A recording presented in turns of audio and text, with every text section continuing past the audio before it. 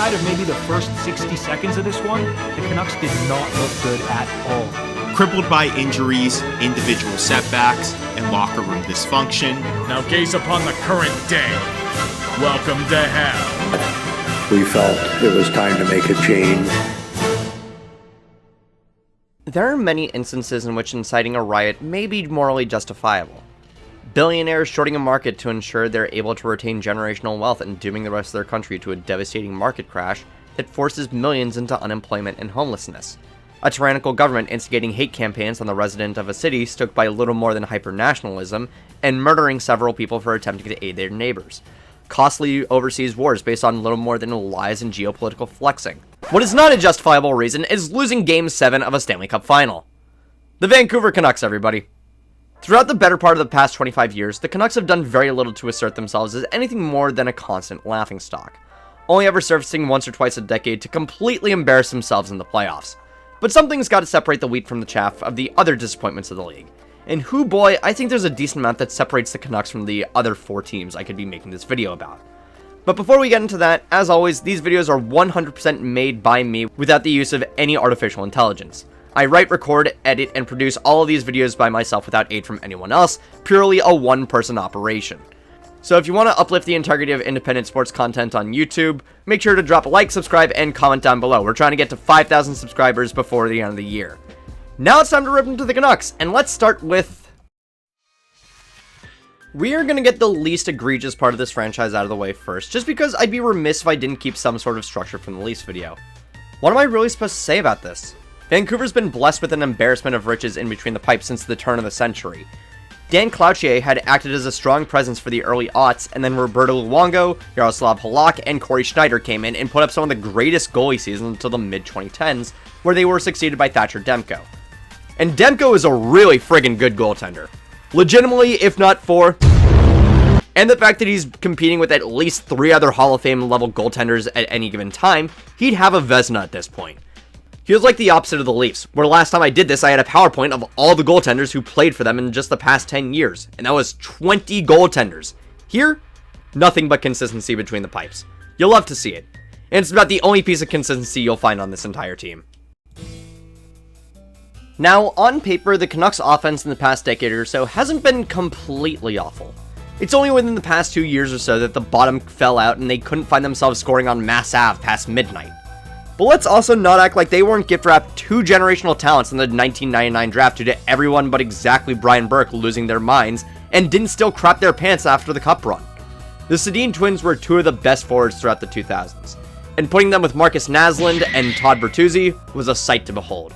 Further additions like Pavel Demitra, Mikhail Samuelsson, Alex Burrows, and the much-maligned Ryan Kessler kept the team competitive for the decade, culminating in something I'll get into in due time, don't worry my loves. But in addition to this, they helped to usher in a new wave of forwards for the team, especially when Bo Horvat came up through the system. While the team was kind of cratering in the late 2010s, the seeds of a rebuild were being firmly planted, with Horvat, Brock Besser, Jake Virtanen, Niels Höglander, and especially Elias Pettersson. Add on to that additions like JT Miller and Connor Garland, and you have a decently strong forward group. Maybe not all top sixers, but everyone fills out a role well and can play very cohesive. I can't even finish that word. This core lacks a lot of things, many of which are due to... But the biggest thing it lacks is cohesion, and it's been more than apparent in the past few years. I guess we'll start with Virtanen. Even if he was eventually cleared of all the charges stemming from a bedroom assault allegation back in 2017, let's not act like Canucks fans aren't looking back at that 2014 draft and wondering why they didn't get William Nylander instead, given how mediocre Virtanen ended up being regardless of that. JT Miller, for all his talent, has always been and will always be a locker room cancer. He's the player equivalent of John Tortorella. Strong enough to help a team find greater success for maybe a couple of years, but then he turns the locker room against him faster than he blows past defensemen, which is the exact position the Canucks are in today. Even with Miller being gone, he cost the Canucks Horvat, their captain of all pieces, and he might have pissed off Besser and Pettersson to where they might want out. It's amazing how simply inserting one person into the mix completely messes up the cohesion.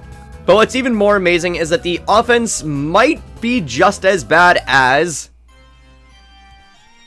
Alright, let's get back to basics. The offense is a complete tire fire garnished with magnesium shavings and served with a side beverage of kerosene. The defense, on the other hand, is a massive step up. Which is to say it's bad. Granted, it's also been a victim of, but in comparison to the offense, it at least passes for a cohesive unit. Kinda. Almost. Not quite. Alright, yeah, no. Even though the locker room insanity seems to mostly affect the forward core, the defense is still really bad. Since 2000, the Canucks have only really had a couple of strong blue liners, and you'd be hard-pressed to find any that played with one another. Their history of strong defensemen is essentially Quinn Hughes, Kevin Bieksa, Alex Edler, Ed Jovanovski, Tyler Myers, and Matthias Olund. Other than that, who else has been a strong, consistent piece of the defense? Chris Tanev? Sammy Salo? The only other one I'd maybe give a pass to is Dan Hughes. Other than that, it's not looking good in the Pacific Northwest. And definitely a solid amount of that has been due to... But there's a point where you know that the defense is screwed. And that point is probably somewhere around allowing Jalen Chatfield and Nate Schmid to leave in free agency, but allowing Tucker Poolman and Travis Hamonic to eat up ice time. Now, in the current iteration, it's not the worst it could possibly be. You could certainly do a lot worse than Philip Hronek, Zeev Buium, Tom Willander, and Niels Pettersson. By all accounts, that's a perfectly adequate top 4 of defensemen. Sure, they're nowhere near world builders, but this is a solid group of young defensemen who could all prove to be supplemental to a strong team. But that's just it. They're all supplements to a team that should have a true playmaker on defense to coalesce around. And they had that in Quinn Hughes before trading him. They have the tools, but no toolbox to carry them around in. Which seems to be the overarching theme for this team. I wonder why that is.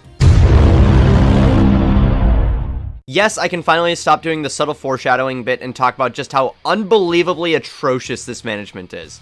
First, we gotta cut through the weeds with some of this, and that mostly comes from the form of the general manager since 2000. Brian Burke was, in all honesty, the best GM the Canucks have had in the past 25 years. That's not a good sign. Not because Burke was a bad GM during his time with the Canucks. He took full advantage of an insane 1999 draft and got the only 2 players worth a damn from it in Daniel and Henrik Sedin. And he helped to turn the franchise from a team embroiled in so much infighting and make a 90s Britpop band blush into a team that consistently made the playoffs. Mike Gillis might take some of the credit for building the team that got to the Cup Finals, but make no mistake that Burke helped to get the team back on track, especially with trading to get Trevor Linden back. Ultimately though, Burke's contract would run out at the lockout and he'd be relegated to punditry for a few years. Then it was Dave Nonis, who, even if he did trade for Luongo, kinda took the team back a couple of steps and barely lasted a couple of years. Then we get to Gillis. Under him, the strategy for the Nucks turned aggressive. Signing Matt Sundin while allowing Marcus Naslund to walk. Re-signing game-changing talent like Alex Burrows and the Sedin twins. Trading for Christian Ehrhoff. Perhaps, though, a bit overzealous, and the faster Gillis made moves like trading for Keith Ballard, the faster the wheels were starting to come off with tampering allegations in the late 2000s. Hell, even making the Cup Finals wasn't entirely a victory people were willing to credit to Gillis, considering how much of the core were holdovers from Nonis and even from Burke. It was evident to everyone that Gillis' moves were more akin to rearranging deck chairs on a team that was quickly going the way of the Titanic.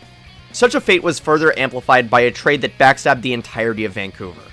Trading Corey Schneider for the 9th overall pick in 2013.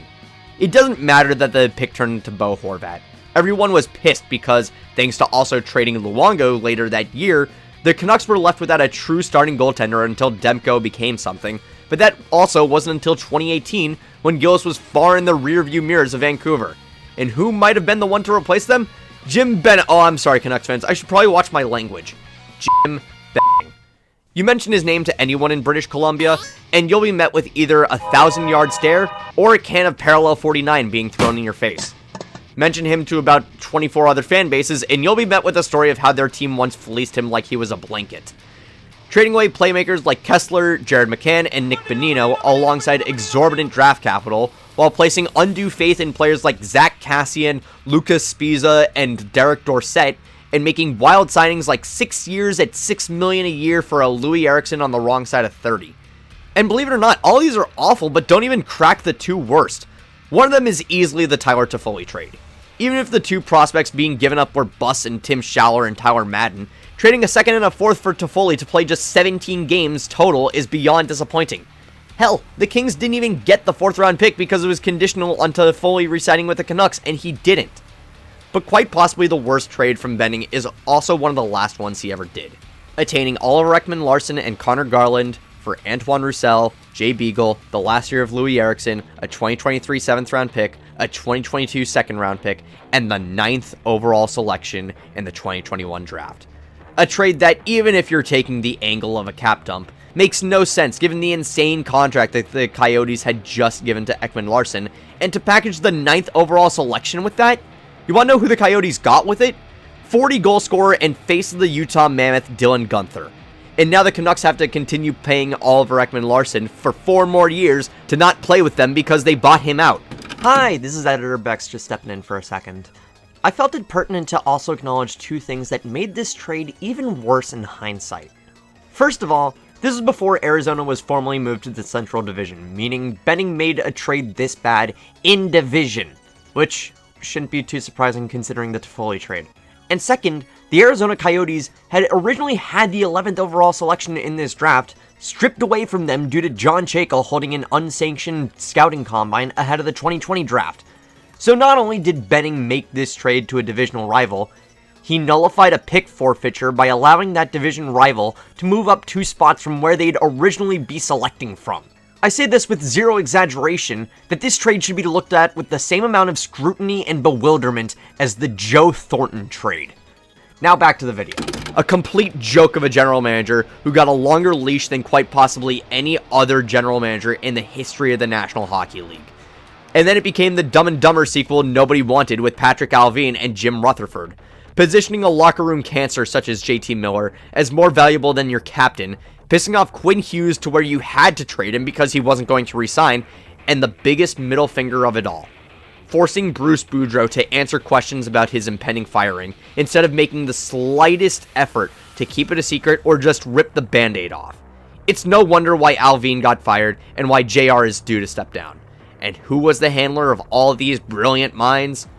Why, it was none other than the big man himself, Francesco Aquilini, an owner who would likely continue to pick out his children's clothes well into their 30s to maintain some sort of control. In a league with such ownership groups as clueless as Toronto, or as lackadaisical as the Islanders, or as cheap as Boston, it says a lot that Aquilini's 20-year tenure as owner of the Canucks has seen him frequently placed near the bottom of all ownership groups, only ever really being surpassed by Terry Pegula of the Buffalo Sabres. An owner that always needs to have it his way. Firing Alain Vigneault for John Tortorella to scream at his locker room for a year, Aquilini's doing. Nixing the Kessler trade that would have gotten several first-round picks, only to move him anyway for significantly less, it had Aquilini's fingerprints all over it. Pissing off Trevor Linden until he wants nothing to do with you? Who do you think drew that one up? Underpaying migrant workers you had shipped in from Guatemala? I think this might be the worst Aquaman since Lost Kingdom. And with this instability, where you can't tell where a general manager's job ends and the owner's begins, who would want to stay in Vancouver? Blocking fans on Twitter, dancing around questions at press conferences, and everything else in between, Aquilini is everything wrong with Vancouver hockey distilled into one person. You know how in the Leafs video I said I wasn't going to go after the fans because, for as pissy as they are, they weren't outright endangering the lives of others over their fandom? Looking back now, I actually probably could have been mean to Leafs fans, especially with fans throwing trash on Mitch Marner's lawn and hijacking his Range Rover, but I don't entirely regret not putting the focus on the fans there. In fact, honestly, after they hired John Chayka, I probably should have gone even harder into the organization itself rather than the fans. For Vancouver, come on. I'd be remiss if I didn't mention the 2 riots thrown after the 1994 Cup Finals and the 2011 Cup Finals. I'm not sure how much I can really say about 94 since I was -8 years old when that happened, but I can say a lot about 2011.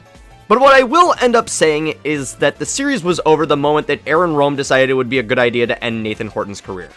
Granted, with how Tim Thomas was playing, Vancouver was lucky to make it to 7 games in the first place, but the all-time fewest goals in a 7-game series with just 8?